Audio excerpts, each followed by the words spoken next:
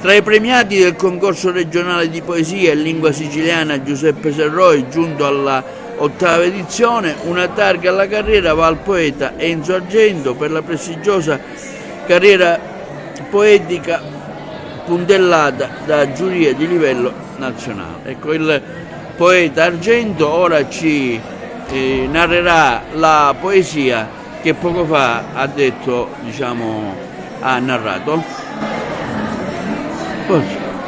Luto sapore, chi sciauro di fimme una classe, quando da poi cao pure passe, punto ogni cosa di luto sapore, come un rasoio in dello bicchiere. Niente resta del nostro amore, anche una mordica per tastare, ma se lo piglia lo mette allo sole, grande diventa e fa il scattatore, che canta nella grazia la bevire e con i frutti a poter vivere.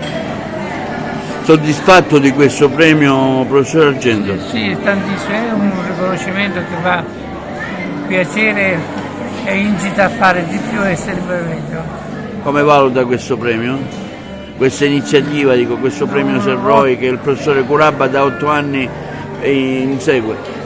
Il professore Curabba ha fatto un lavoro non facile per cercare di avvisare tutti quelli che hanno avuto il premio, e dietro c'è tanto lavoro che non si vede in presenza, ma merita di essere veramente riconoscente per quello che ha fatto.